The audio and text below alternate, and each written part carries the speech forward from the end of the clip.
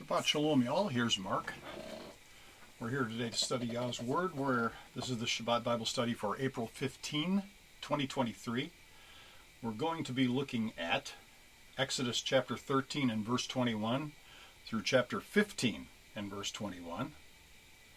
Then we'll look at Isaiah chapter 45 verses 18 to 24 and Judges chapter 4 verse 4 through chapter 5 and verse 31. And then at Joshua chapter 24 verses 1 through 7. Then we'll look at Psalm 51 and briefly look at Revelation 15, 1 through 8. Have three links here today. First is going to be with www.british-israel.ca/redsea.htm. It's a map of where Israel is going to be marching to. And then there's a map at www.geographic-guide.com/Africa-maps/Sinai.htm.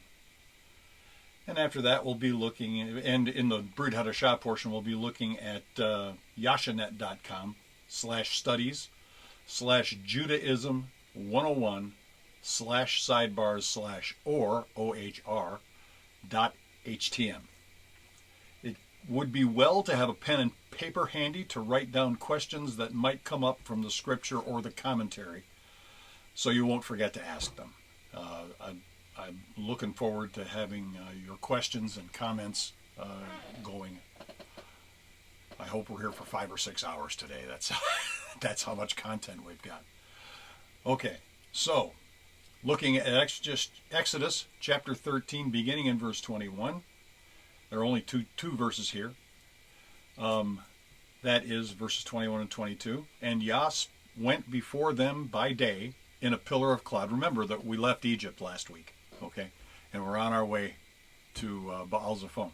So anyway, and Yah went before them by day in a pillar of cloud to lead them the way, and by night in the pillar of fire to give them light, to go by day and night.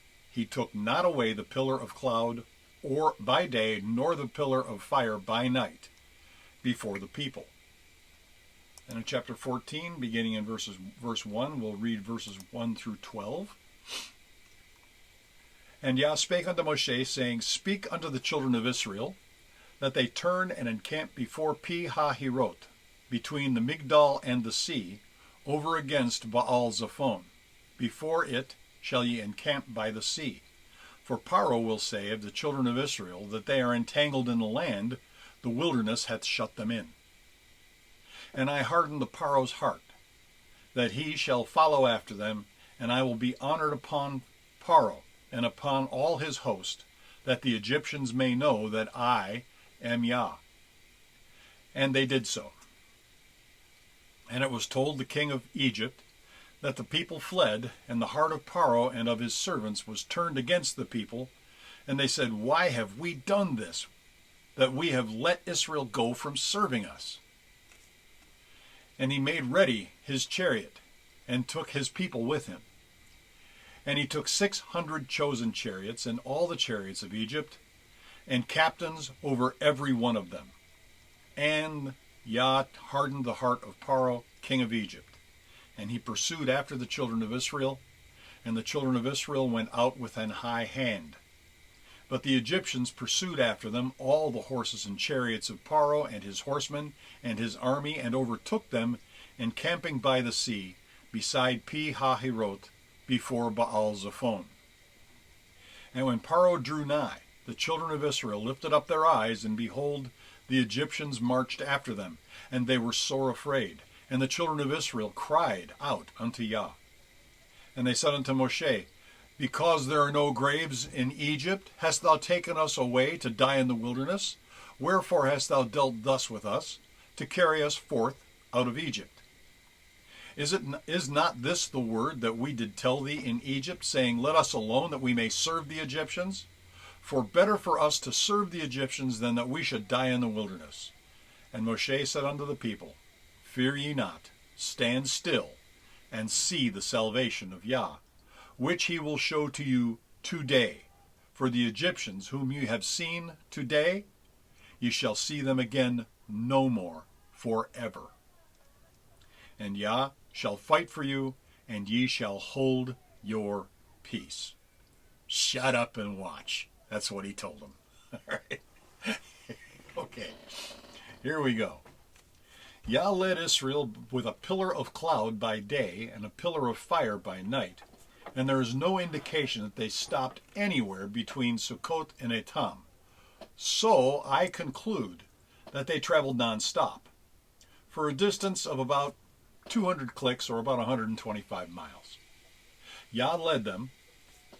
Then they camped at the beginning of the Wadi Watir, which follows, probably cut when the water of Noach's flood drained through the still soft hills, a relatively narrow, sheer-walled canyon, like the one in Arizona's northern border, though through some pretty high mountains, as much as 600 to 700 meters high, with a 25 to 30 degree slope, 25 to 30 feet in elevation for each 100 feet traveled.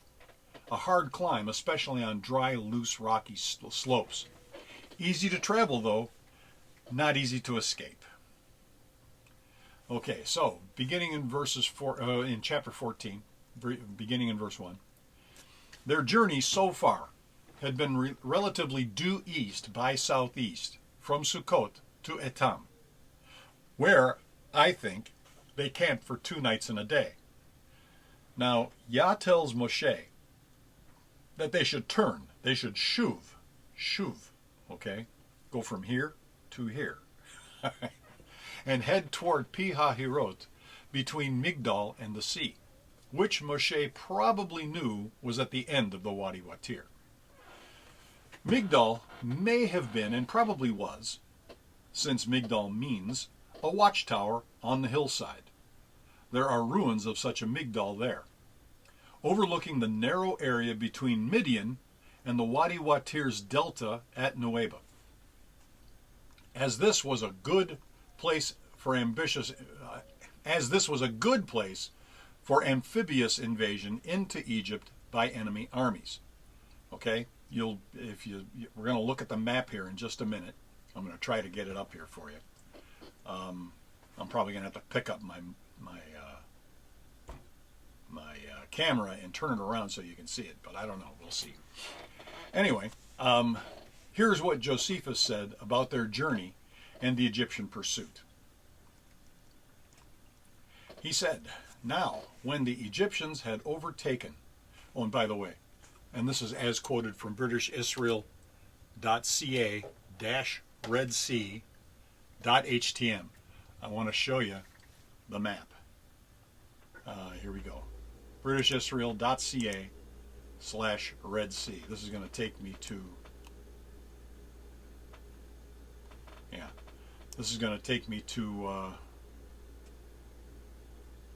well, it doesn't seem to want to take me there. Hang on a minute, I've got it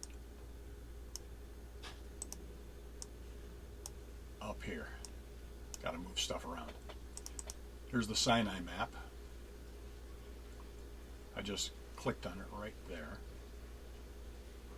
See? And here it comes. Should have had this up already, sorry. We'll try not to make that mistake again.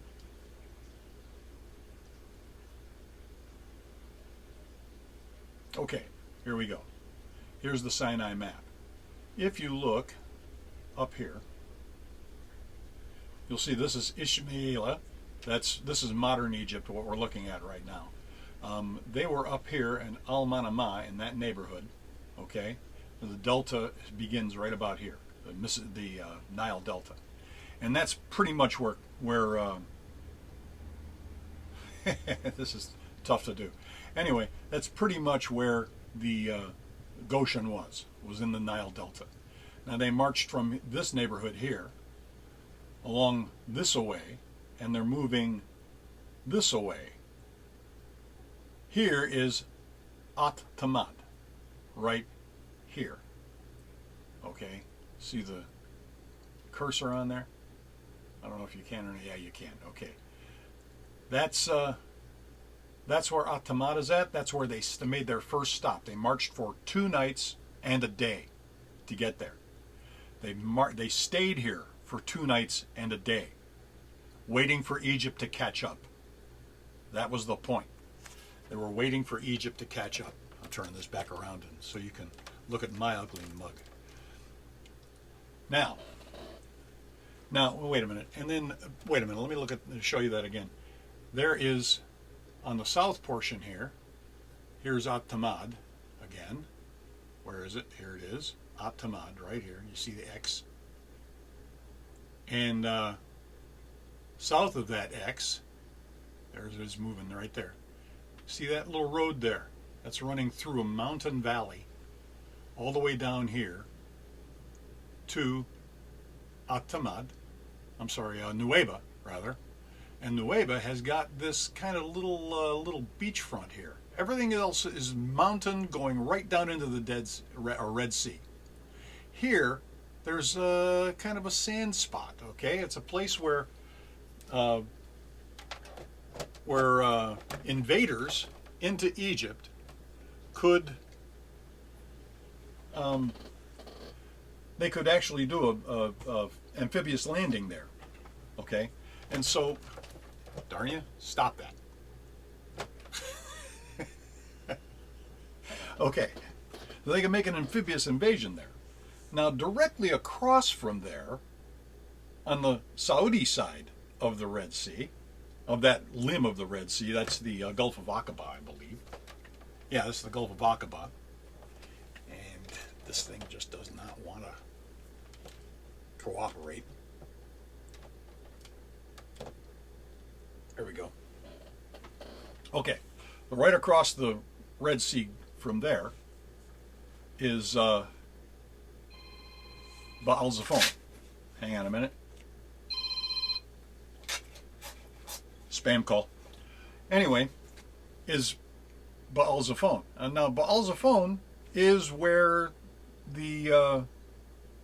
it's the other side of the split Red Sea that we're going to be showing you in chapter 14. It's really a very interesting thing to follow. You know, if you can get a halfway decent map, and this one's pretty good, SinaiMap.jpg is what it's called. And so anyway, it just works quite well. SinaiMap.jpg is what I've got. Anyway, now when the Egyptians, okay, they may have known that Egypt was in pursuit when they left Etam. Okay, now here's what Josephus said. I've already read that, what Josephus said. When the Egyptians had overtaken the Hebrews, they prepared to fight them, and by their multitude they drove them into a narrow place.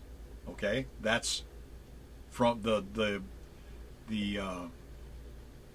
thing from At-Tamad to Nueva. And it's narrow. It is very narrow. And it's high mountains on both sides. And it winds around. It makes 3 or 4 different turns to get to Nueva. And that's where Baal Zephon is at. So, let me get back to my notes here. They prepared to...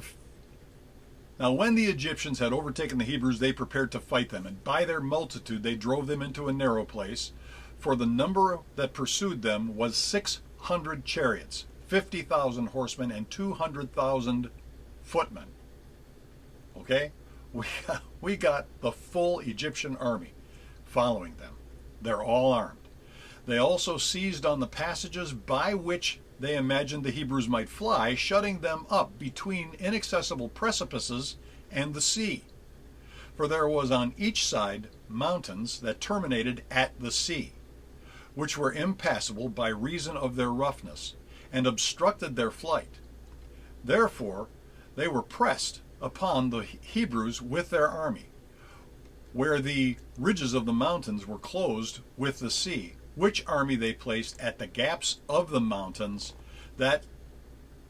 so that they might deprive them of any passage into the plain. Okay? So they're blocking all their exits You might remember Yul Brynner. Josephus is saying that the Egyptian army funneled Israel through the Wadi to the sea coast at its end. There was only one place that fits this description anywhere in Egypt: the Wadi Watir and Nuweiba. You might now remember or better understand Yul Brynner's paro in the Ten Commandments. If you watch the Ten Commandments, and I'm sure everyone here has at least once, saying, "The God of Israel is a very bad general." Of course, you could say that Yah drew you into his trap, didn't he?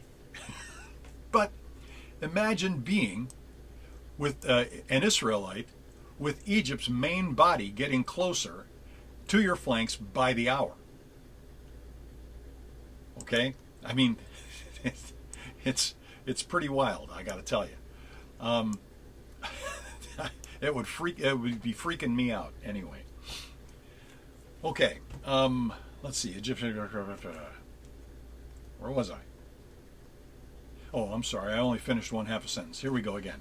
But imagine that an Israelite with Egypt's main body getting closer to your flanks by the hour, and the Egypt scouts and smaller squads closing off your escape through the smaller wadis, feeding the main wadi that you're traversing, seeming to force you through to an end that you know nothing of.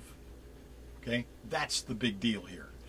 Your anxiety would grow with each step, unless you trust the Yah who is guiding you. But we had not learned this trust in him as yet. Okay? That's what he's teaching us with this particular thing. That's why he brought us this way.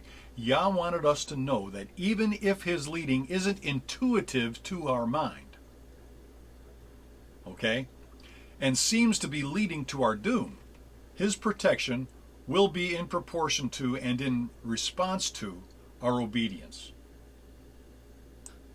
All right. And that's the absolute truth. Okay. Here we go again. There we go.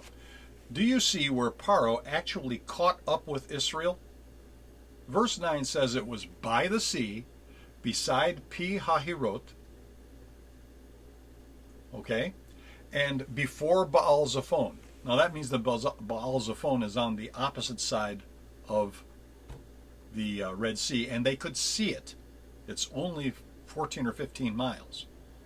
And if you're even a foot above the sea level, you can see the other side, exactly where you're headed, or where you're going to be headed.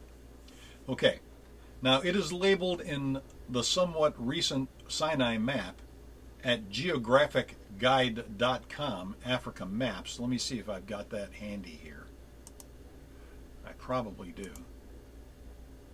Geographic Maps. Come on. You're in alphabetical order. You should be easy enough to find. Oh, wait a minute. It's a www, so that's probably way over here. www.geographicmaps. It's not there either. I'll be darned. I thought it was on my desktop, but it's not. Anyway, Etam is now what's called At Tamad. Okay, as I said last week, Leonard Moeller makes an excellent case by the use of biblical references and actual physical evidence that he shares in his book, The Exodus Case, that Israel crossed the Red Sea, called the limb called the Gulf of Aqaba, from Pi-Hahirot, Egypt, to Baal-Zephon, Midian. That's in what's now Saudi Arabia. Go figure that the so-called biblical scholars would not follow the evidence in Scripture over the conventional wisdom of possibly unbelieving and ungodly secular archaeologists. These biblical scholars would rather believe that Paro and the entire Egyptian army drowned in a swamp than that Yah would work a miracle by parting the sea to deliver his people and give birth to the nation of Israel through the waters, through the birth canal of the Red Sea. This nation, born of water in the Red Sea, was, only 6 to 7 weeks later, born in the Spirit on Mount Sinai, in Galatians chapter 4 and verse 5, or 25 rather, as Yeshua alluded to in John 3 through 12, where he says, Yeshua answered and said unto them, Verily, verily, I say unto thee, except a man be born again, he cannot see the kingdom of Elohim. Nicodemus saith unto him, How can a man be born when he is old? Can he enter the second time into his mother's womb and be born? Yeshua answered, Verily, verily, I say unto thee, except a man be born of water and ruach, he cannot enter into the kingdom of Elohim. That which is born of flesh is flesh, and that which is born of ruach is spirit. Marvel not that I said unto thee, Ye must be born again. The wind bloweth where it listeth, and thou knowest the sound thereof, but canst not tell whence it cometh or whither it goeth. So is every one that is born of ruach. Nicodemus answered and said unto him, How can these things be? Yeshua answered and said unto him, Art thou it literally says, the master of Israel in the Greek. It says, the master of Israel, and knoweth not these things? Verily, verily, I say unto thee, we speak that we do know, and testify that we have seen, and ye receive not our witness. If I have told you earthly things, and ye believe not, how shall ye believe if I tell you heavenly things? When Yeshua said that which is born of ruach is spirit, he was saying that he spoke in a similitude, a metaphor, the sod level of prophecy, which Nick should have been able to grasp. When he said earthly things, while talking about a deep thing of Elohim, something not directly seen in the Peshat, but that does not violate the Peshat, he was giving Nicodemus, the teacher of Israel, a hint that he should have made this darash himself. The Textus Receptus has a definite article, ha didaskalos. Ha means the. Didaskalos is teacher. Not a teacher, the teacher of Israel. Basically, Yeshua was asking Nick how he could be so obtuse as to not see the Exodus as a metaphor for spiritual truth. For another, more reliable look at this, check out Rico's 55-minute interview, which we'll be looking at after the Bible study today. 55-minute interview at http://www.truthtoyou.org/2011/Rico-Cortez-Passover-V-threshold.html.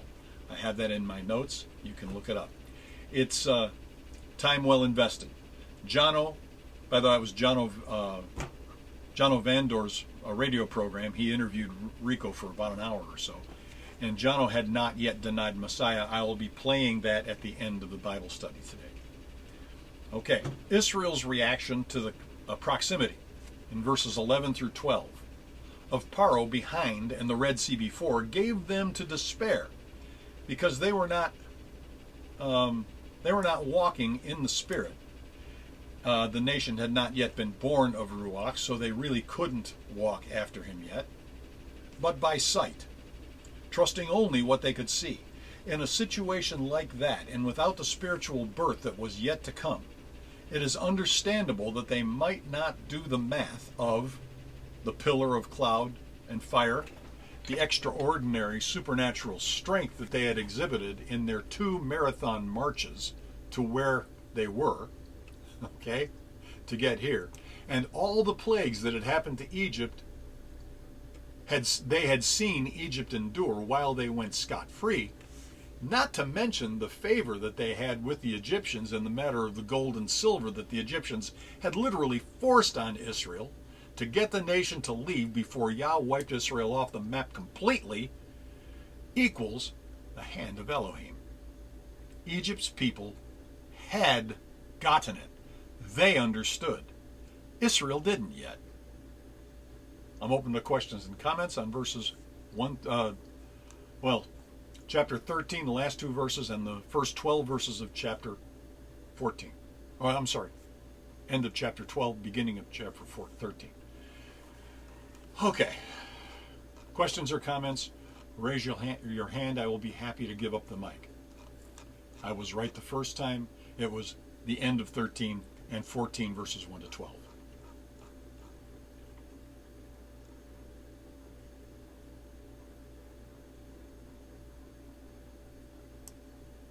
Okay, we're back. Looking at chapter 13 and chapter 14 rather, and verses 13 to 31. Okay, I'm going to read all of that. Let me see. Are we going to move on? Yeah, we're going to stop there. It's going to be a relatively brief interlude here for the end of chapter 14. And here we go, beginning in verse 13. And Moshe said unto the people, Fear ye not, stand still, and see the salvation of Yah, which he will show you to you today. For the Egyptians whom ye have seen today, you shall see them no more forever. Let me move this so that it looks a little better. Okay. You will see them no more forever. Where did I hear that before? Oh, it was in a movie. I will fight no more forever was the last words in a battle with, I believe it was the Apache Indians. Not sure. Anyway, verse 14. And Yah shall fight for you, and ye shall hold your peace. This is. Let me do both of these again because Moshe is talking here. He said unto the people, Fear ye not, stand still, and see the salvation of Yah, which he will show you to you today.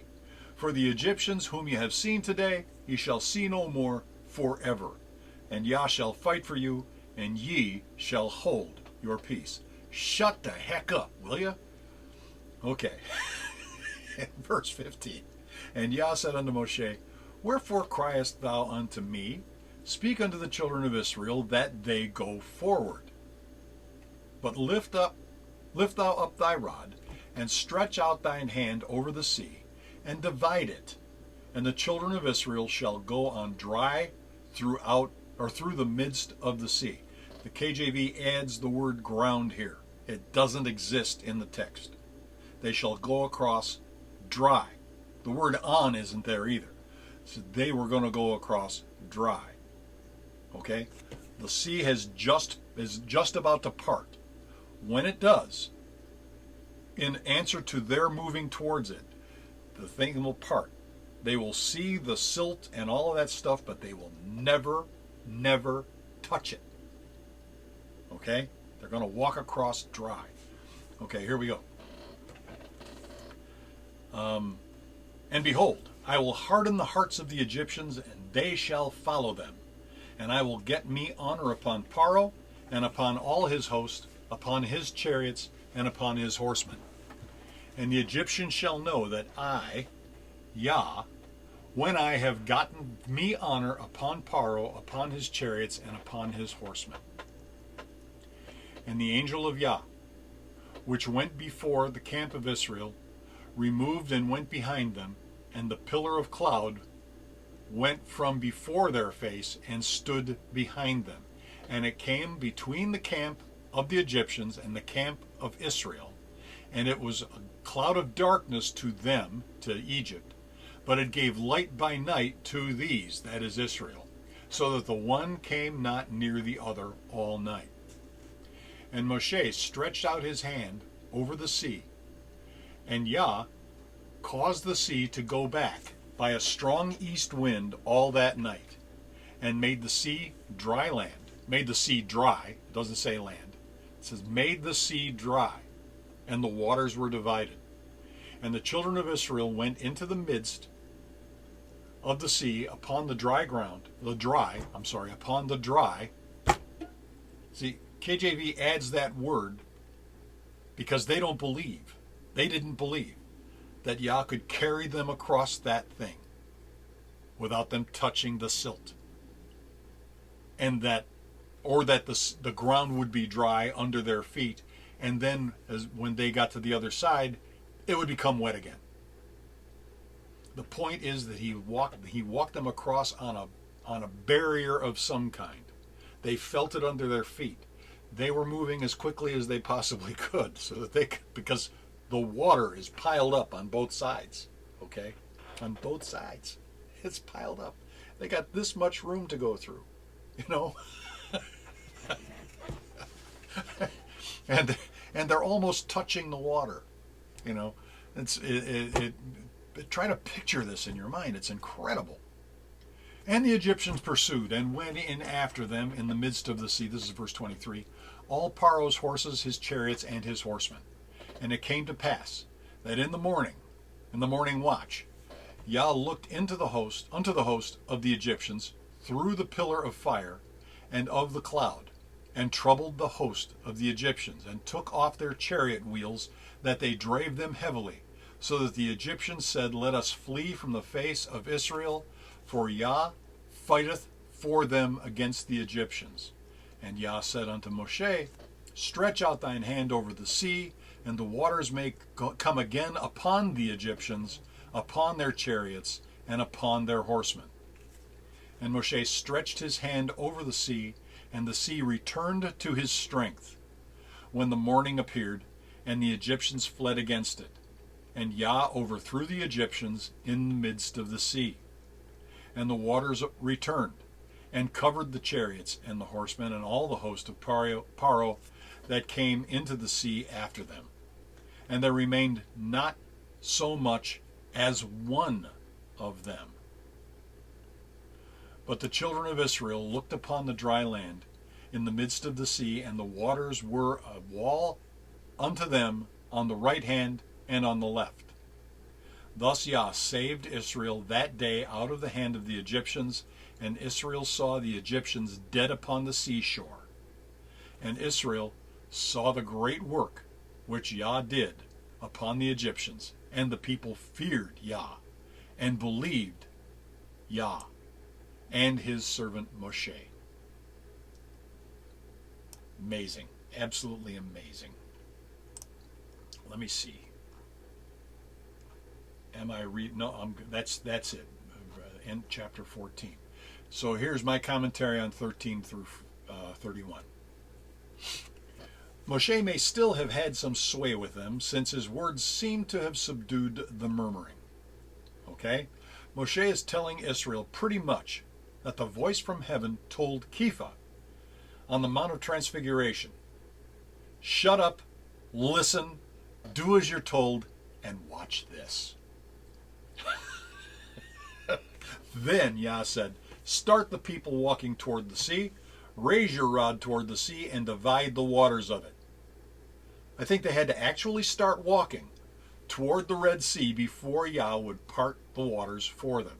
He duplicated this miracle in a somewhat smaller matter when he stopped the Yarden from flowing in Joshua chapters 3 and 4, so that the next generation of Israel could walk across Yarden on dry, quote-unquote, ground, not mud.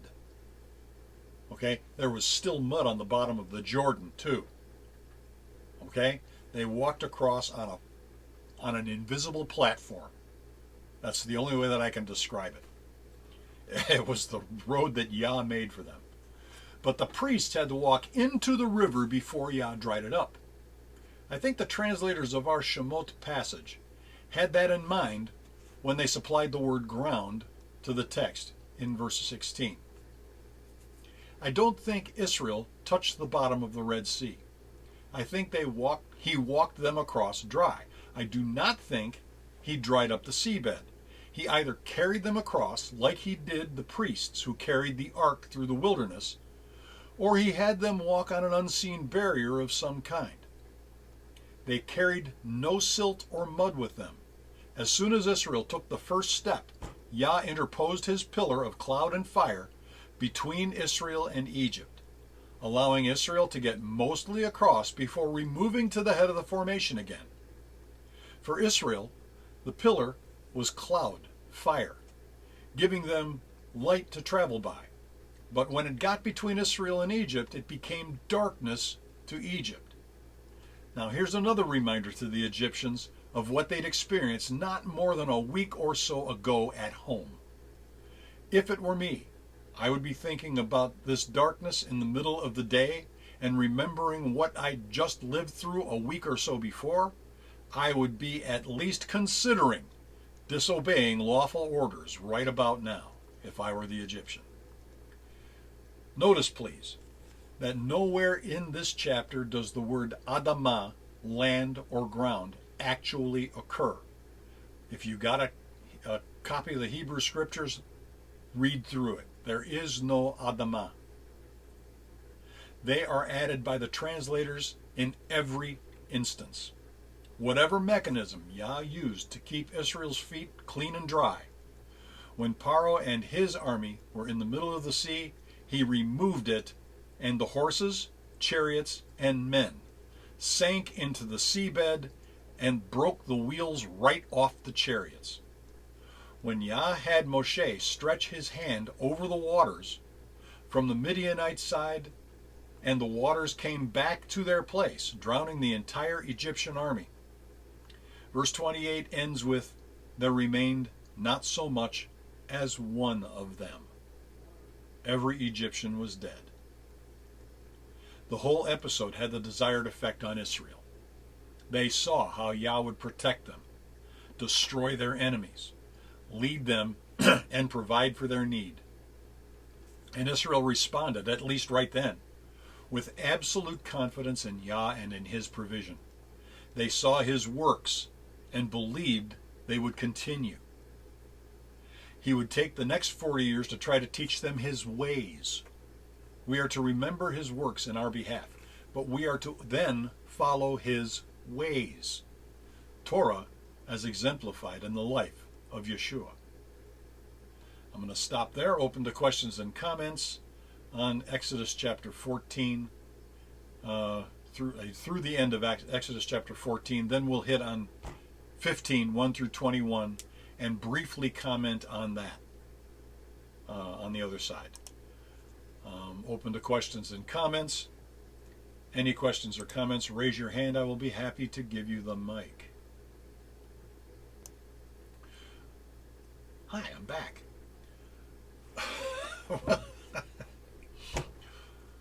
Okay, here we go. We're moving into chapter 15. And I'm going to go ahead and read verses 1 to 21. I believe that's not quite all of it. We'll pick up at 22 next week. Okay, here we go. Then sang Moshe and the children of Israel this song unto Yah, and spake, saying, I will sing unto Yah, for he hath triumphed gloriously. The horse and his rider hath he thrown into the sea.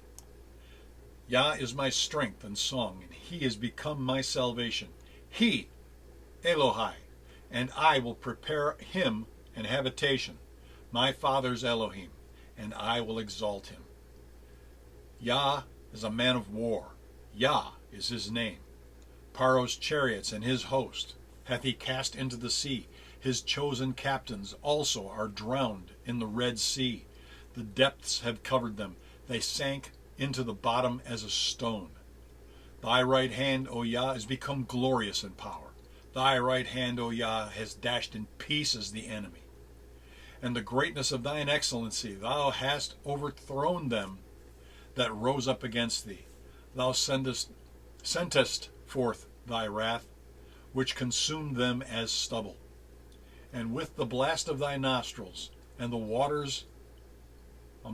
with the blast of thy nostrils, the waters were gathered together. The floods stood upright as an heap, and the depths were congealed in the heart of the sea. The enemy said, I will pursue, I will overtake, I will divide the spoil.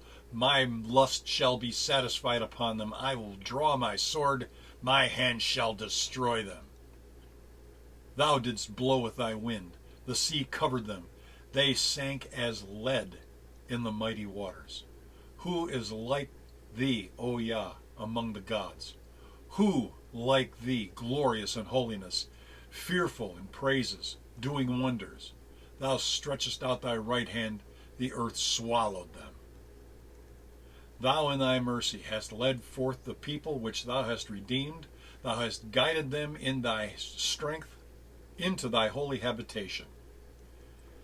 The people shall hear and be afraid. Sorrow shall make them hold on the inhabitants of Palestina. Then the dukes of Edom shall be amazed, the mighty men of Moab. Trembling shall take hold upon them. All the inhabitants of Canaan shall melt away. Fear and dread shall fall upon them. By the greatness of thine arm they shall be still as a stone, till thy people pass over, O Yah, till the people pass over which thou hast purchased. Thou shalt bring them in, and plant them in the mountain of thine inheritance, the place, O Yah, thou hast made for thee to dwell in, the sanctuary, O Yah, thy hands have established. And Yah shall reign forever and ever. For the horse of Paro went in with his chariots and with his horsemen into the sea, and Yah brought again the waters of the sea upon them, but the children of Israel went on dry in the midst of the sea. Again, the word land is added. And Miriam the prophetess, the sister of Aharon, took a timbrel in her hand, and all the women went out after their own timbrels, and with dances. And Miriam answered them, Sing ye to Yah, for he hath triumphed gloriously. The horse and his rider hath he thrown into the sea. Ending right there. That's the end of our Torah portion for today. The Song of Moshe, after the deliverance of the land of Egypt, from the land of Egypt and the judgment, condemnation, and execution of the armies of Egypt, Israel's only rational response was to give Hallel to Yah. And they praised him with like nobody's business, except ours, of course. The introduction of the chapter in Chumash, page 98, is very enlightening. And let me get that real quick, Chumash, page 98. Let's see. Page 98, there's 73, there's 99, here's 98. And it says, in the Torah's definition, a song is a profound and unusual spiritual phenomenon according to Mechilta 15:1. There were only 10 songs from the beginning of creation to the end of the scriptural period. Even the sublime poetry of David and Isaiah, as well as that of the other prophets, is not among the 10 songs. What then constitutes Torah's concept of a song? In the normal course of events, we fail to perceive the hand of God at work, and we often wonder how most of the daily, seemingly unrelated phenomena surrounding us could be part of a divine coherent plan. We see suffering and evil, and we wonder how they can be the handiwork of a merciful God. Rarely, however, very rarely, there is a flash of insight that makes people realize how all the pieces of the puzzle fall into place. At such times, we can understand how every note, instrument, and participant in God's symphony of creation plays its role. The result is song, for the Torah's concept of song is the condition in which all our apparently unrelated and contradictory phenomena do indeed melt into a coherent, merciful, comprehensible whole. At the sea, Moshe and the Jewish people understood, and Israel, I should say. Moshe and Israel understood their situation as never before. The suffering of the Egyptian exile, the deception that led Paro to pursue them, the hopelessness that they had felt when they were surrounded by Paro, the sea and the wilderness, the demands from many of their own number that they return to slavery, even Moshe's old recriminations that his arrival in Egypt to carry out God's mission had only made things worse for Israel. Such doubts and fears disappeared when the sea split, and as the sages teach in Mechilta, even a simple maidservant at the sea perceived a greater degree of revelation than that of the prophet Ezekiel in his heavenly vision, described in Ezekiel chapter 1. To Israel at the sea, creation became a symphony, a song. Perhaps they understood how very unrelated and incomprehensible event was part of their harmonious score that led up to that greatest of all miracles. Once they attained that realization, they also became convinced that all of the myriad events of the past and future that they did not know or comprehend were part of God's plan as well. Midrash Tanchuma teaches, because they believed, as the verse before the song tells us, they could sing. Only when creation became one harmonious whole in their minds and hearts could the people translate it into a human song. Wow. As Or HaChaim notes, the Torah says, Az, then they sang, implying that only the miracle at the sea had enabled Moshe and Israel to sing. Only then, when they gained their new realization of the harmony in creation, this elevated status that brought about the outpouring of song was shared by the entire nation. Moshe led the song, but all the people sang responsively with him. That's according to Sota 30b. The uniqueness of the song was that an entire nation, not merely its prophets, scholars, and leaders, could rise to a state of prophecy. The structure of the song goes like this. The song contains the following themes. A. General praise of Elohim as the mighty Savior of us and our forefathers, before whom no force can stand. B. A review of the miracles that accompanied the splitting of the sea. C. Paro's plan in pursuing the nation and the further failure of his designs. D. The reaction of the Canaani and other nations to this miracle and what it portended for them. And finally, E. Israel's future as God's nation in Eretz Israel. That's the end of that commentary. Let's see, where was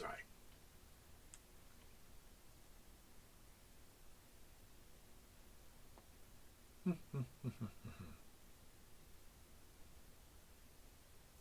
Okay.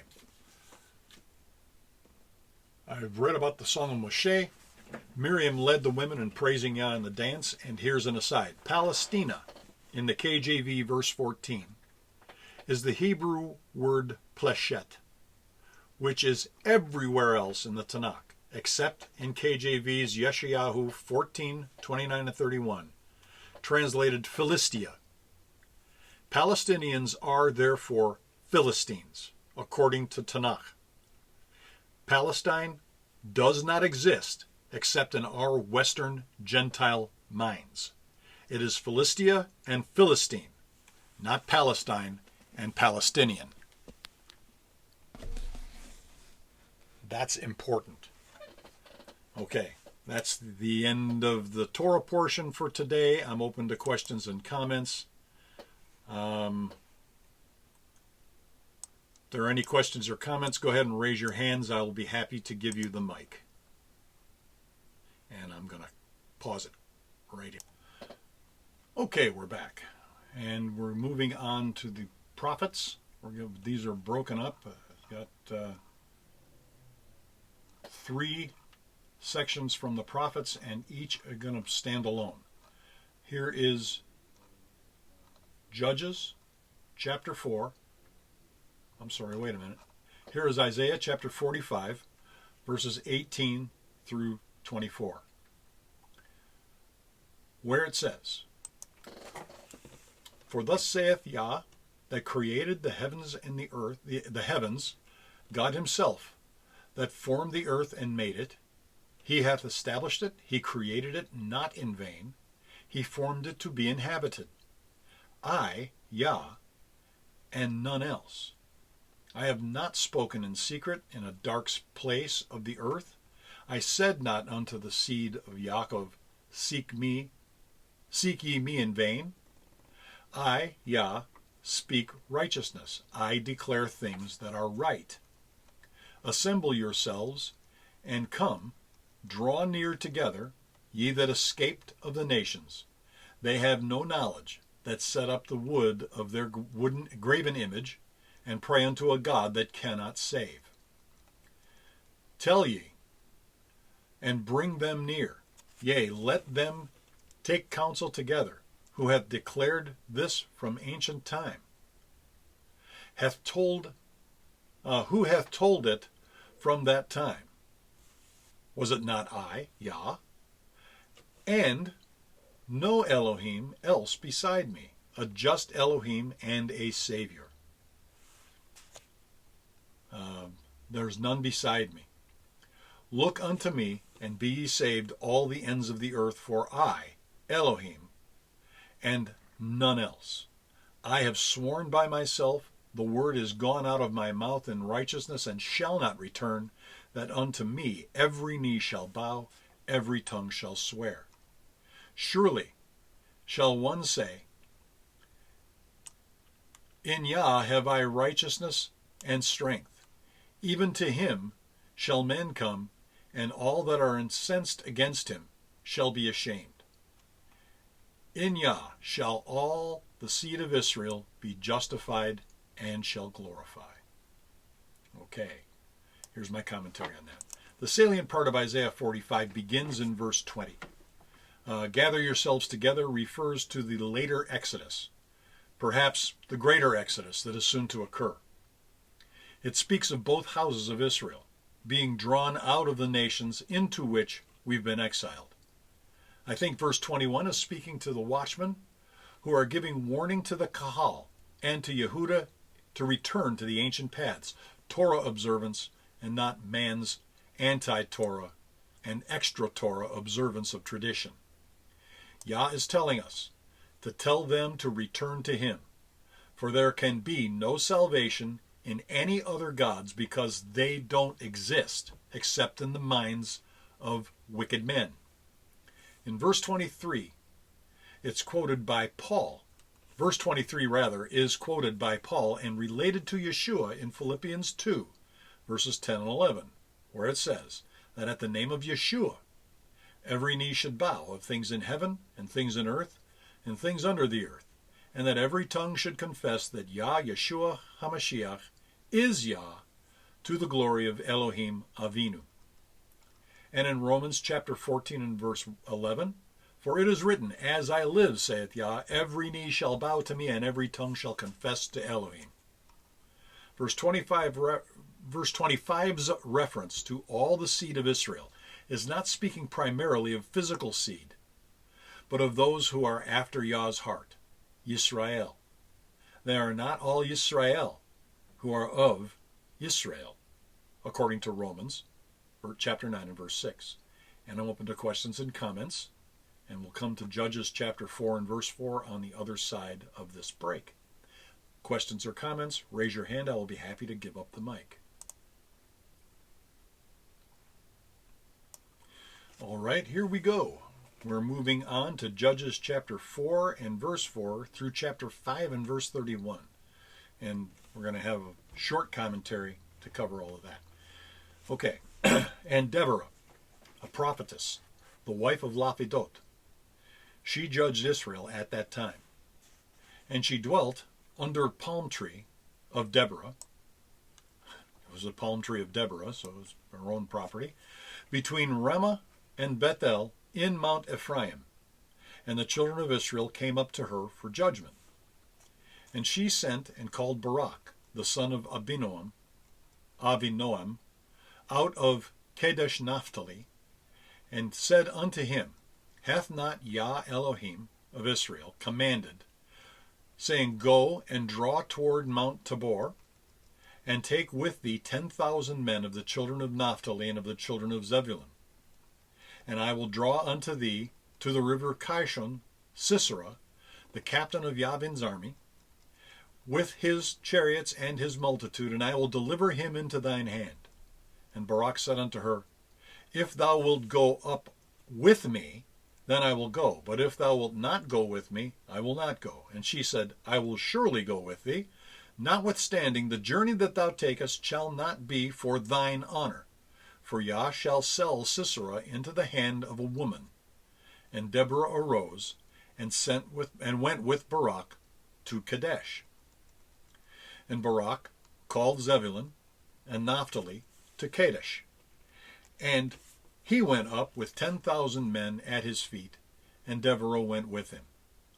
Now Heber the Kenite, of the children of Hobab, the father-in-law of Moshe, had severed himself from the Kenites and pitched his tent into the valley of Zaanaim, which is by Kadesh. And they showed Sisera, and Barak, the son of Abinoam, was gone up to Mount Tabor. And Sisera gathered together all his chariots, 900 chariots of iron, and all the people that were with him, from Haroshet. Haroshet, not Haroset, okay? Haroset is the good apple stuff that we eat at Pesach time. Okay, let me start at verse 13 again. And Sisera gathered together all of his chariots, 900 chariots of iron, and all the people that were with him, from Haroshet of the Gentiles unto the city, the river of Kishon. And Deborah said unto Barak, Up, for this the day in which Yah hath delivered Sisera into thine hand. Is not Yah gone out before thee? So Barak went down from Mount Tabor, and 10,000 men with him. And Yah discomfited Sisera, and all his chariots, and all his host, with the edge of the sword before Barak, so that Sisera lighted down off his chariot and fled away on his feet. But Barak pursued after the chariots and after the host unto Haroshet of the Gentiles, and all the host of Sisera fell upon the edge of the sword. There was not a man left. Howbeit Sisera fled away on his feet to the tent of Jael, the wife of Heber the Kenite. For peace between Yavin, the king of Hatzor, and the house of Heber the Kenite. And Jael went out to meet Sisera, and said unto him, Turn in, my lord, turn in to me, fear not. And when he had turned in unto her into the tent, she covered him with a mantle. And he said unto her, Give me, I pray thee, a little water to drink, for I am thirsty. And she opened a bottle of milk, and gave him drink, and covered him. Again he said unto her, Stand at in the door of the tent, and it shall be when any man doth come and inquire of thee, and say, Is there any man here? That thou shalt say no. Then Jael, Heber's wife, took a nail of the tent, and took a hammer in her hand, and went softly unto him, and smote the nail into his temples, and fastened it into the ground, for he was fast asleep and weary, so he died. You get that? Single nail of wood through his temples and pinned his head to the ground. Oh my, oh my. Took his frontal lobe right out with him. Okay. And behold, back to Judges 4, and beginning in verse 22. And behold, as Barak pursued Sisera, Jael came out to meet him, and said unto him, Come, and I will show thee the man whom thou seekest. And when he came into her tent, behold, Sisera lay dead, with the nail in his temples. That's just amazing to me. How did she make that? Anyway. So Elohim subdued on that day Yavin, the king of Canaan, before the children of Israel. And the hand of the children of Israel prospered and prevailed against Yavin, the king of Canaan, until they had destroyed Yavin, king of Canaan. Okay. Oh wait, that was just chapter 4. I need to go through chapter 5 and verse 31. So we're going to cover all of chapter 5 now too. And here we go. Then sang Deborah and Barak, the son of Abinoam, on that day, saying, Praise ye Yah for the avenging of Israel, when the people willingly offered themselves. Hear, O ye kings. Give ear, O ye princes. I will sing unto Yah. I will sing to the Yah Elohim of Israel. Yah, when thou wentest out of Seir, when thou marchest out of the field of Edom, the earth trembled, and the heavens dropped, and the clouds also dropped water. The mountains melted from before Yah, that Sinai from before Yah, Elohim of Israel. In the days of Shagmar, the son of Anat, in the days of Yael, the highways were unoccupied. The travelers walked through byways. Stay. The villages ceased. They ceased in Israel until that I, Deborah, arose, and I arose, a mother in Israel. They chose new gods. Then war in the gates. Was there a shield or spear seen among 40,000 in Israel? My heart toward the governors of Israel that offered themselves willingly among the people. Blessed be Yah. Speak ye that ride on white asses, ye that sit in judgment and walk by the way. From the noise of archers and the places of drawing water, there shall they rehearse the righteous acts of Yah, the righteous acts, his villages in Israel. Then shall the people of Yah go down to the gates. Awake, awake, Deborah. Awake, awake, utter a song. Arise, Barak, and let thy captivity lead thy captivity captive, thou son of Abinoam. Then he made him that remaineth have dominion over the nobles among the people. Yah made me have dominion over the mighty. Out of Ephraim was a root of them against Amalek.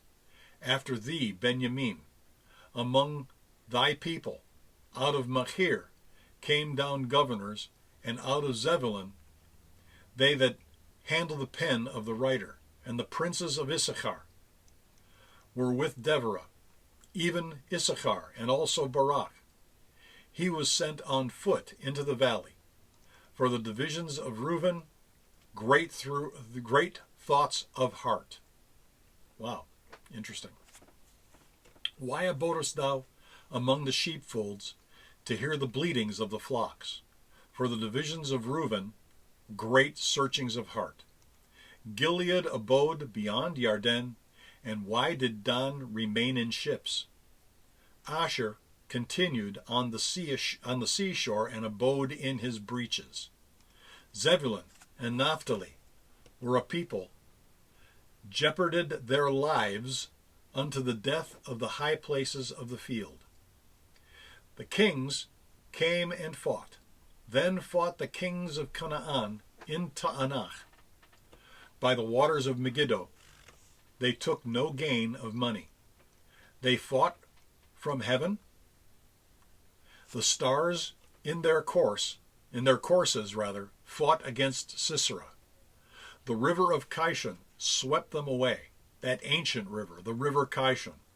O my soul, thou hast trodden down strength. Then were the horse hooves broken by the means of the prancings of their mighty ones. Curse ye Meroz, saith the angel of Yah. Curse ye bitterly the inhabitants thereof, because they came not to the help of Yah, against the mighty. Blessed above women shall Yael, the wife of Heber, the Kenite, be. Blessed shall she be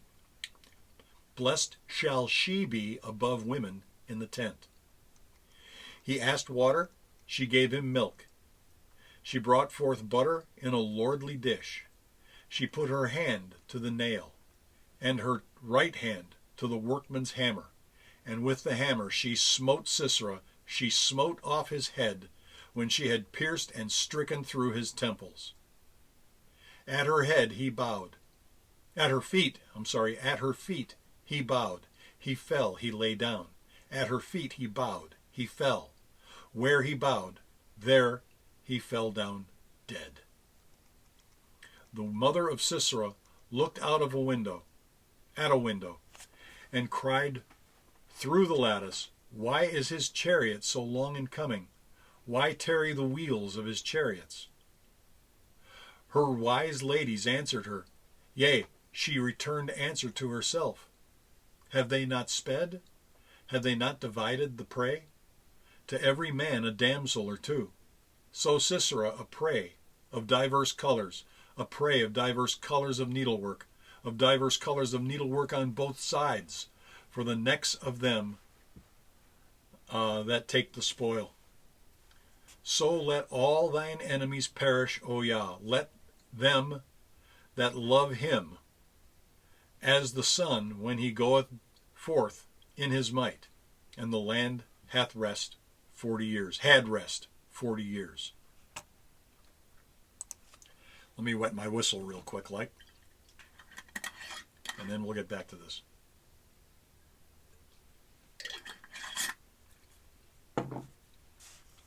Okay, that should be good.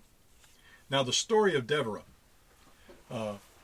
Hanaviah, is Hanaviah.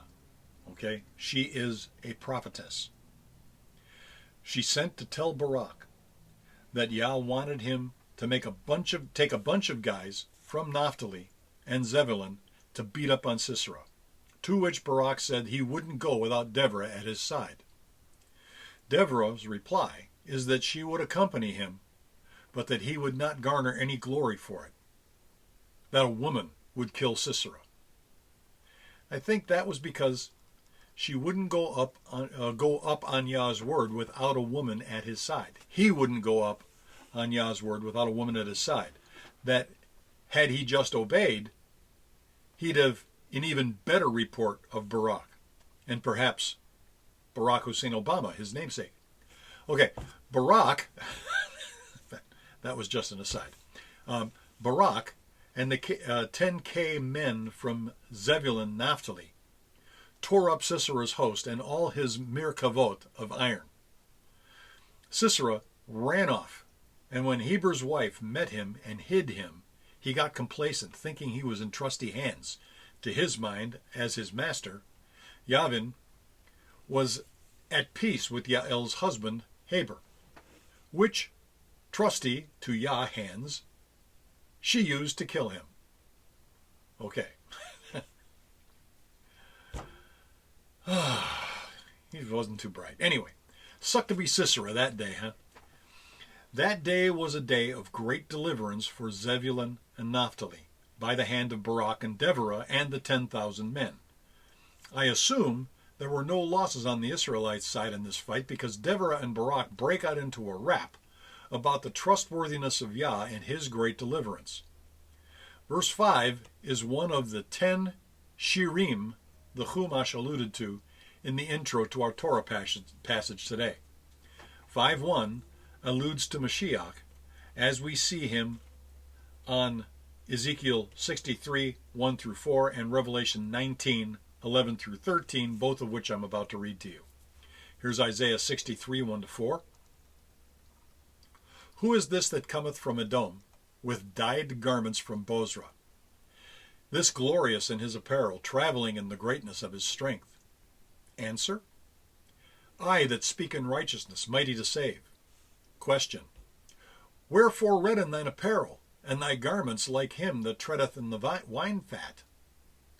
Answer, in verse 3, I have trodden the winepress alone, and of the people none with me.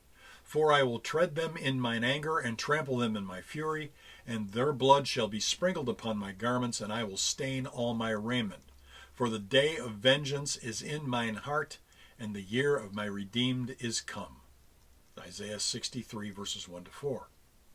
And then, in Revelation 19, verses 11 to 13, it says this: And I saw heaven opened, and behold a white horse, and he that sat upon him called Faithful and True, and in righteousness he doth judge and make war.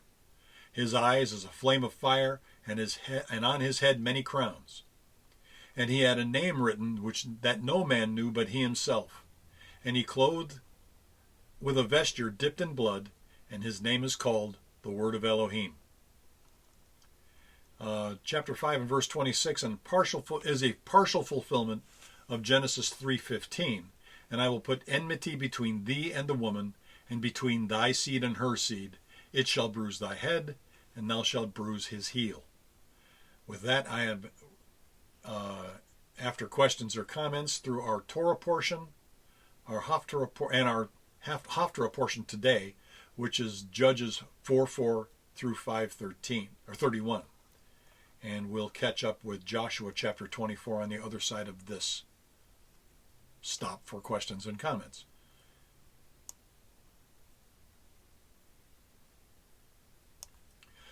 Okay, I'm back. Joshua chapter 24. We're going to be looking at Joshua chapter 24, verses 1 through 7. I'll read them real quick and then we'll comment. And here we go. And Yehoshua gathered all the tribes of Israel to Shechem, and called for the elders of Israel, and all their heads, and for their judges, and for their officers, and they presented themselves before Elohim. Pardon me.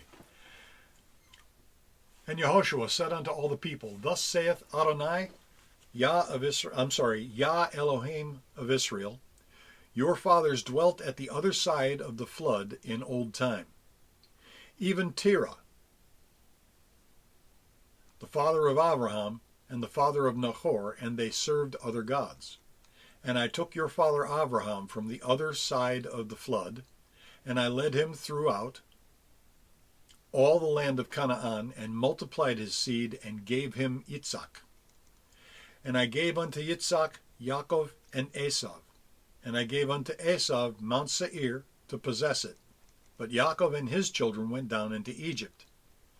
I sent Moshe also, and Aharon, and I plagued Egypt, according to that which I did among them. And afterward I brought you out. And I brought your fathers out of Egypt. And ye came unto the sea, and the Egyptians pursued after your fathers with chariots and horsemen into the Red Sea. And when they cried unto Yah, he put darkness between you and the Egyptians, and brought the sea upon them, and covered them. And your eyes have seen what I have done in Egypt, and ye dwelt in the wilderness a long season. Okay, and here's my commentary on Joshua chapter 24, verses 1 to 7, not much longer than the passage itself. Here we go. Yehoshua remembered the deliverance through the sea and recounted it, as we are commanded to remember it daily. He didn't sing a song, but he recounted, but the recounting is kind of like a song. He recounted, though, now Abraham lived on the other side of the flood, that is Euphrates, and crossed it, as his descendants Israel did both the Red Sea and the Yarden in succeeding generations, both of which were in Yehoshua's lifetime. He then ties our passages together with a reference to Esav and Mount Seir, where the seed of Abraham got to relive, being born of water and the Spirit. Abraham was born of water when he crossed Euphrates, and then of the Spirit when he returned from the slaughter of the kings and was anointed Melchizedek priest by Shem. Metaphorically, and it is a stretch even for me, metaphorically, Yaakov Israel was born of water and Spirit in his descendants as they left Egypt and as they entered Eretz Israel, as we discussed earlier. And Yehoshua also makes mention of the darkness that Yah put on Egypt as Israel escaped across the sea. Remember, Egypt has experienced the darkness, which I think they could feel, and that foreshadowed their drowning in the sea. Thrice before, by prophetic type, once in the final plague, before their firstborn was taken, again in their spirits when they lost their firstborn, a third time the day before as the pillar of cloud stood between them and Israel, and Yah sucked the light away from it to give it to Israel as she got on a cross before them, and the final time as the water extinguished the light of their lives. Okay, that's what I've got for Joshua chapter 24, verses 1 to 7, and I'm open to questions and comments. Raise your hand and I'll be happy to give up the mic.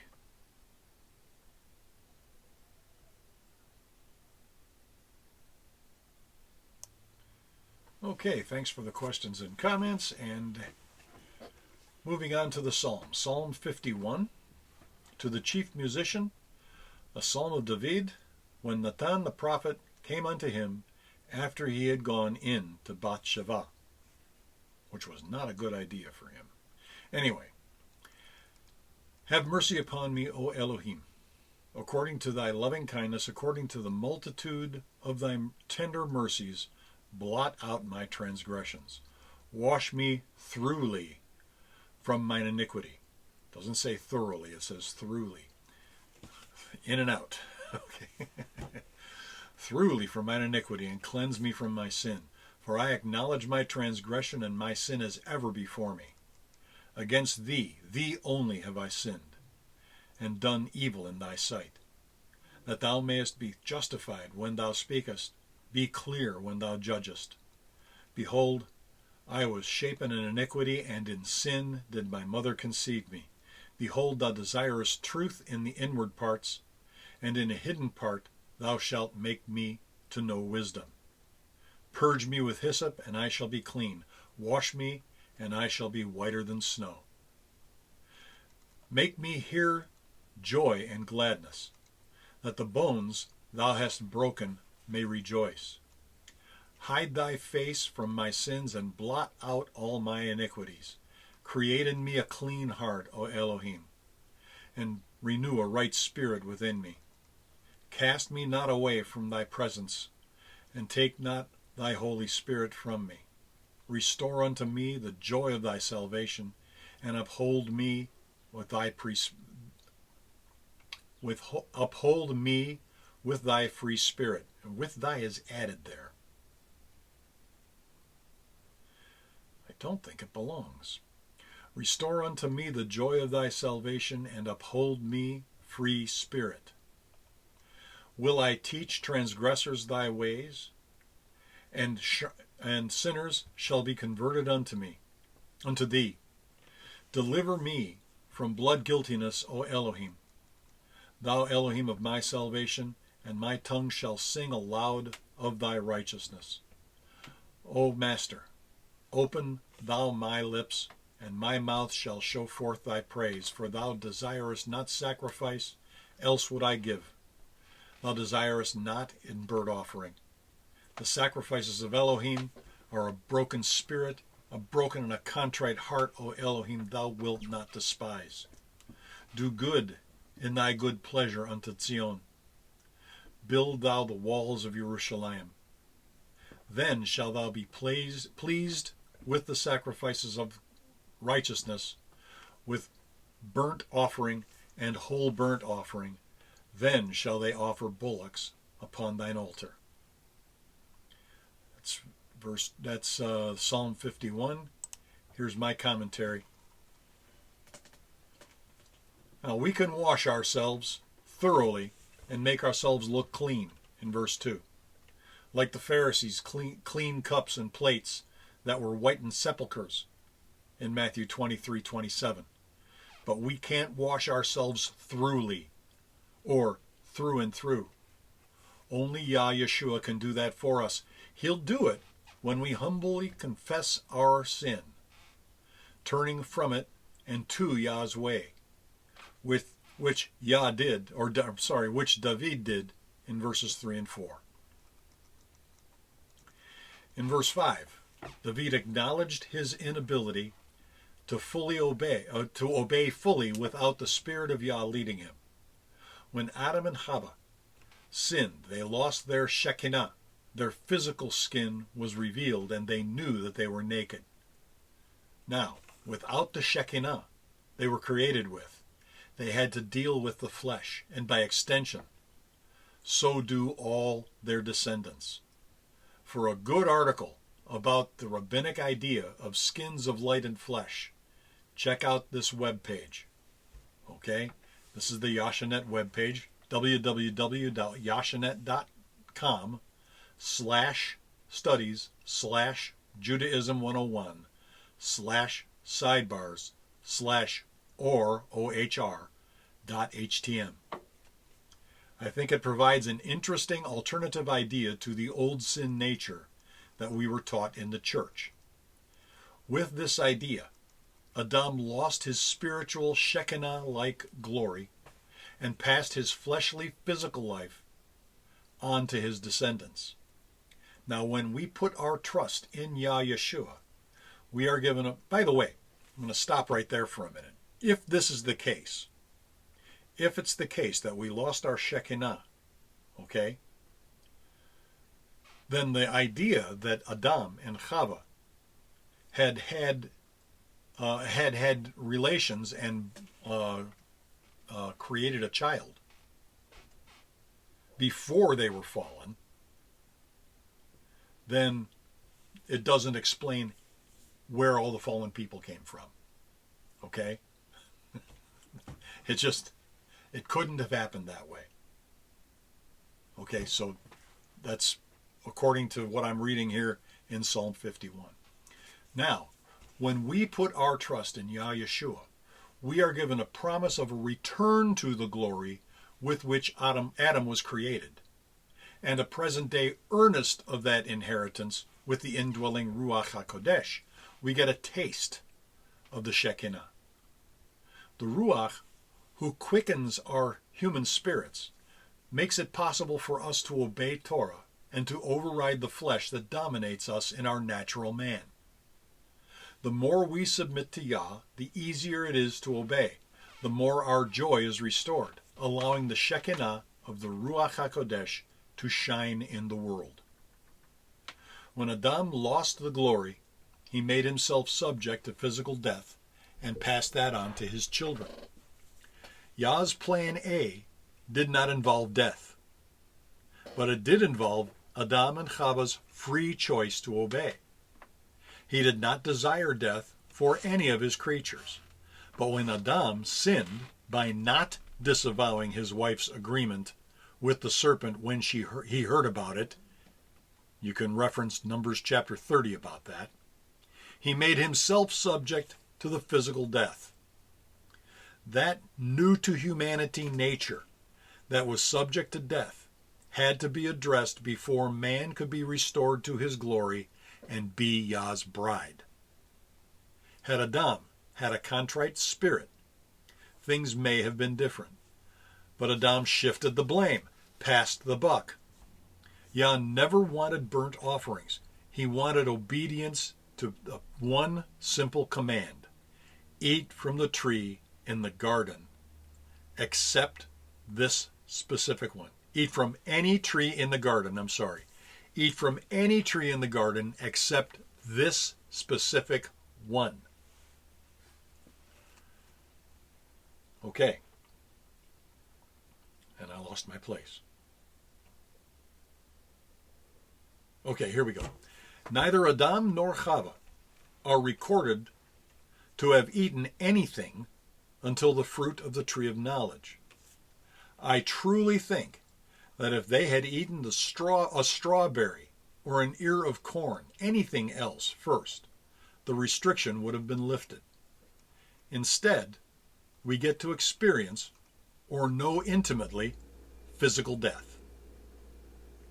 When Yeshua creates a new heaven and new earth, there will be no more sin, no more death, no blood offerings, no temple, for Yah will dwell with us openly. Why? In Micah chapter 7, verses 18 to 20, it says this: Who is an Elohim like unto thee, that pardoneth iniquity, that passeth by the transgression of the remnant of his heritage? He retaineth not his anger forever, because he delighteth in mercy. He will turn again. He will have compassion upon us. He will subdue. That is the Hebrew word chabash, which means to subject forcibly, to subjugate, to conquer. He will subdue our iniquities, and thou wilt cast all their sins into the depths of the sea.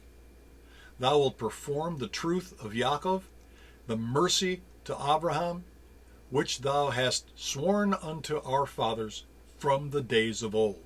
Again, that's Micah chapter 7, verses 18 through 20. This is what Yah is going to do. Okay? This is what he's going to do. Now, I think verses 18 and 19 speak of the millennial kingdom's Beit HaMikdash, when we will be in our resurrected bodies, complete with our restored Shekinah, and teaching Torah to those who live through the time of Yaakov's trouble and their descendants.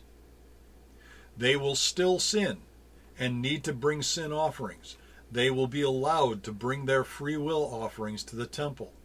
I also think it ultimately refers to the Olam Haba, the world to come, where there will be only righteousness and shalom.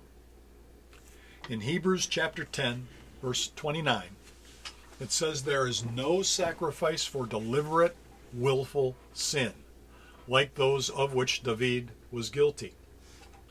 When we sin and know we are doing it, we need to come to Yehovah in the spirit of David did in Psalm 51, with a broken and contrite heart. That is the only way that he is looking for. And if we come to him in that attitude, with a broken heart and a contrite spirit, he will not despise it, but remember us as only he can and act on our behalf. When he says he remembers us, he acts on our behalf. He does that in both the millennial kingdom for his vice-regents and in the Olam Haba, as he says in Yirmiyahu 31, 33 to 34.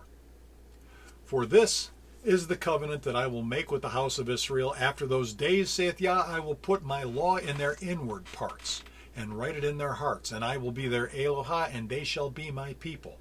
And they shall teach no more every man his neighbor, and every man his brother, saying, Know Yah, for they shall all know me, from the least of them to the greatest of them, saith Yah, for I will forgive their iniquity, and I will remember their sin no more.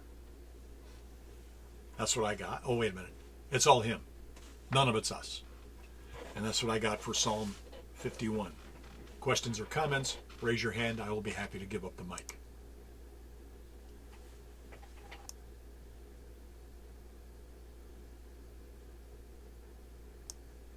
Okay, here we go. Revelation chapter 15, verses 1 through 8, which is the whole chapter. And it says, And I saw another sign in heaven, great and marvelous, 7 angels, having the 7 last plagues, for in them is filled up the wrath of Elohim. And I saw, as it were, a sea of glass mingled with fire, and them that had gotten the victory over the beast, and over his image, and over his mark, and over the number of his name, stand on the sea of glass, having harps of Elohim. And they sing the song of Moshe, the servant of Yah, and the song of the Lamb, saying, Great and marvelous are thy works, Yah Elohim Almighty. Just and true are thy ways, thou King of saints. Who shall not fear thee, O Yah, and glorify thy name? For only art holy. For thou only art holy. They added thou and art. For only holy, for all nations shall come and worship before thee, for thy judgments are made manifest. And after that I looked, and behold, the temple of the tabernacle of the testimony in Elohim was opened. And the 7 angels came out of the temple, having the 7 plagues, clothed in pure and white linen, and having their breasts girded with the golden girdles. And one of the 4 beasts gave unto the 7 angels 7 golden vials full of the wrath of Elohim, who liveth for ever and ever. And the temple was filled with smoke from the glory of Elohim and from his power, and no man was able to enter into the temple till the 7 plagues of the 7 angels were fulfilled. Okay, commentary looks like this. Have you ever heard the expression, things always happen in threes.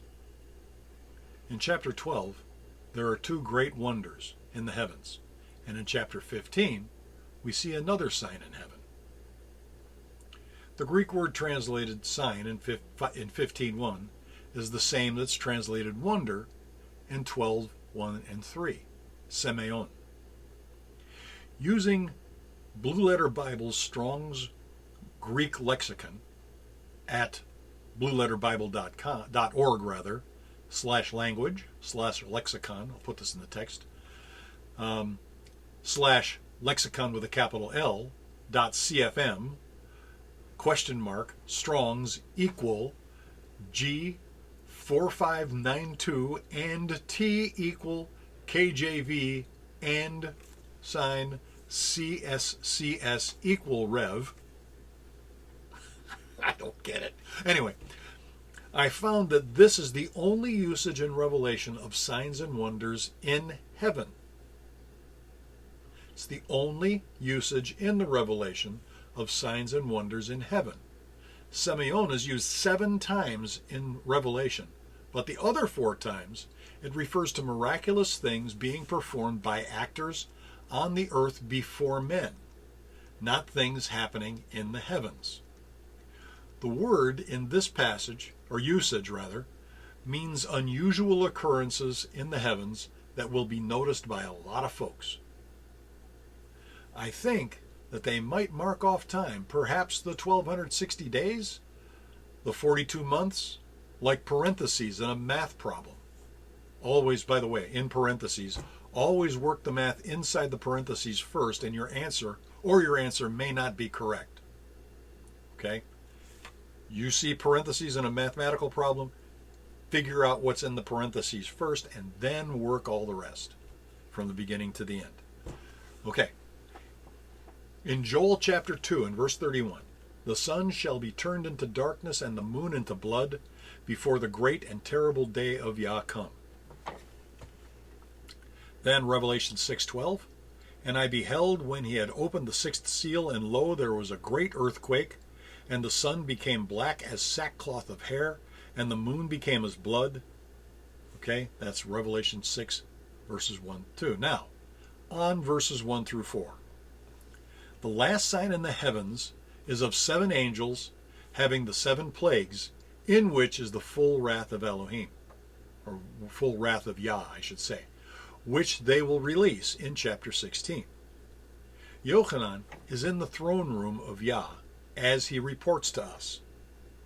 In verse 2, it speaks of the sea of glass that we see in other places. Exodus chapter 24:10, and they saw the Elohim of Israel, and there was under his feet as it were a paved work of a sapphire stone, and as it were the body of heaven in his clearness.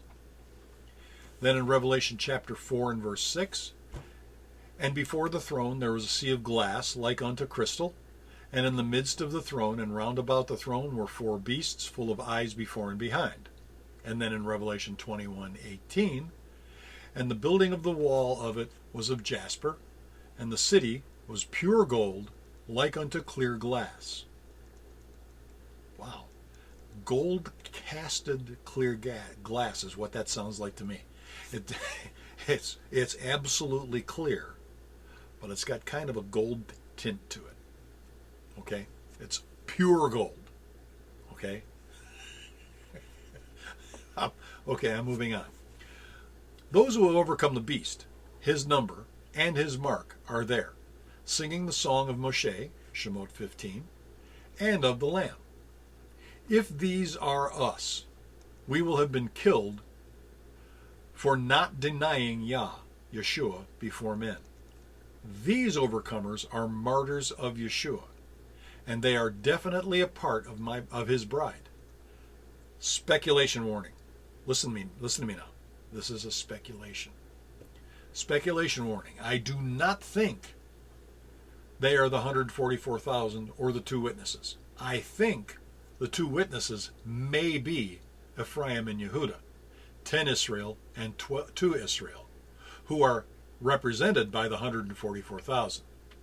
I do not think they can be harmed until the very end of their ministries on earth, which I assume will be near the end of the 6th biblical month, and I know, based on the pattern of fulfillments of the prophetic nature of the feasts so far, that their resurrection before the eyes of the world on CNN, Faux News, Al Jazeera, et al.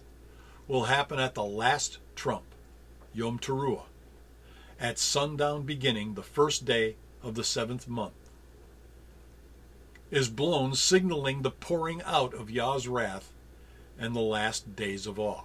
That's the end of the speculation warning. Okay, you can hang up the umbrella and all, because if it hasn't hit yet, you're going to be okay.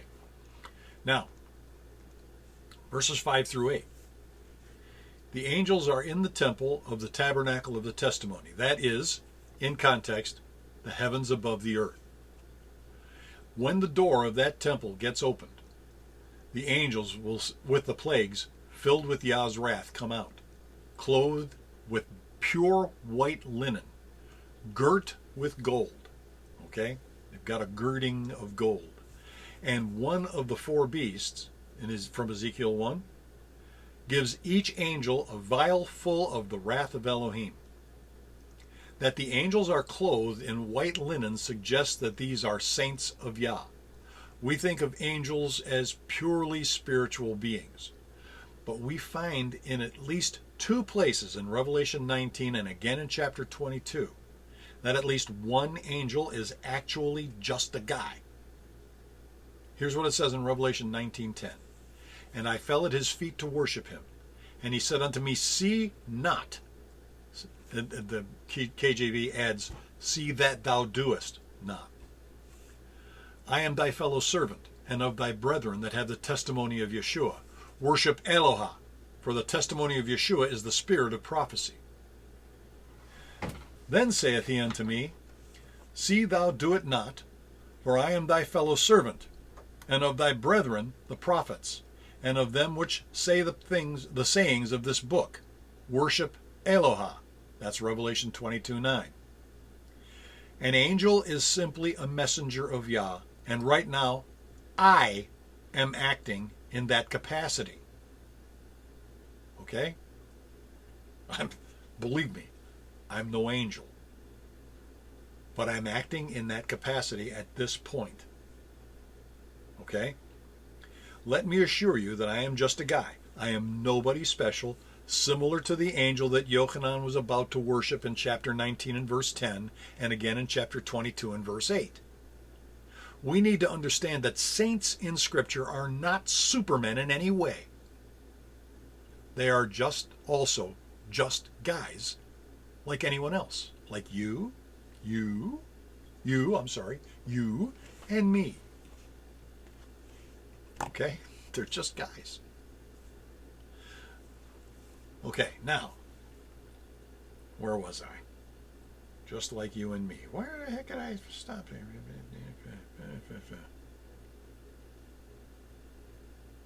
Lost my place. Okay. The remnant of her seed in Revelation chapter 12 verse 17, which keep the commandments of Eloha and have the testimony of Yeshua HaMashiach. Okay, and then the saints in Revelation 14:12. The saints, here are they that keep the commandments of Eloha and the faith of Yeshua. This could very well be us.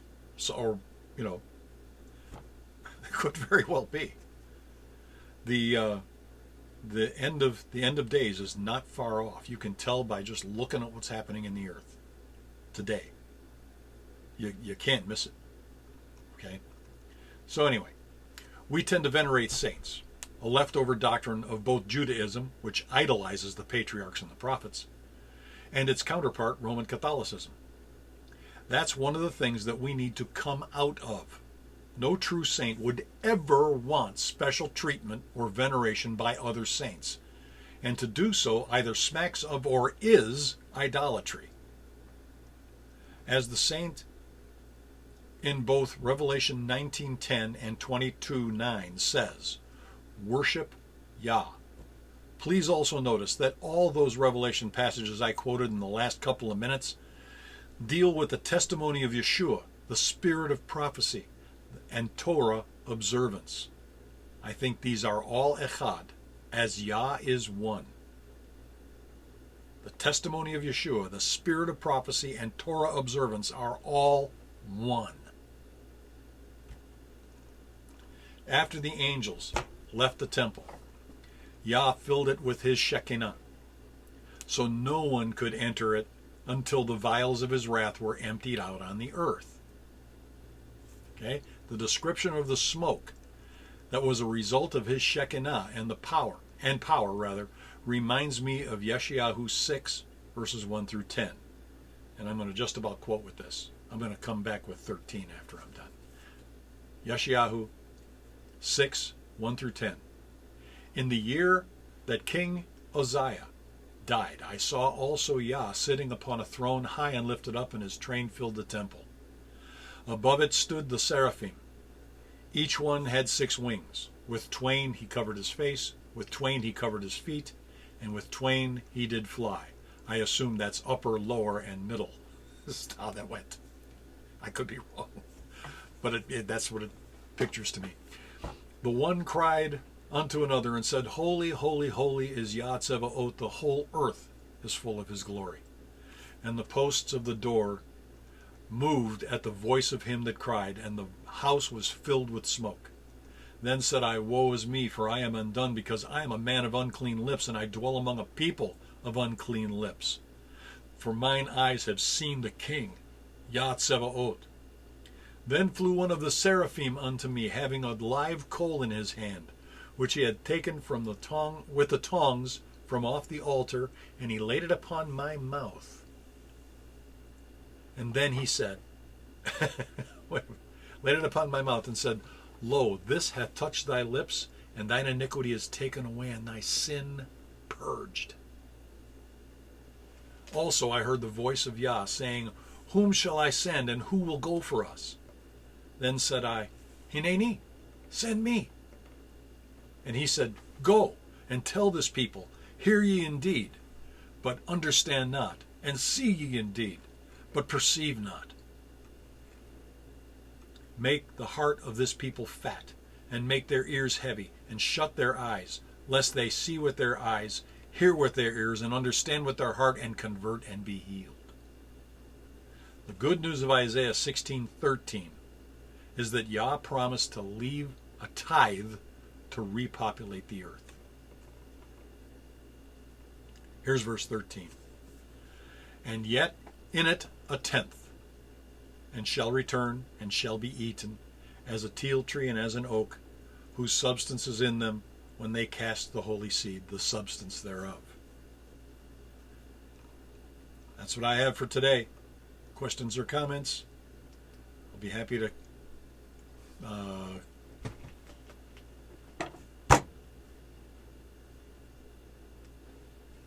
brain's not working.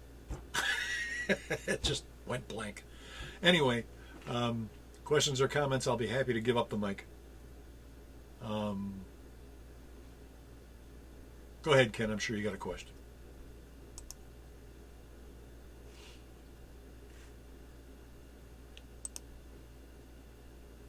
And let me stop that. Here we go.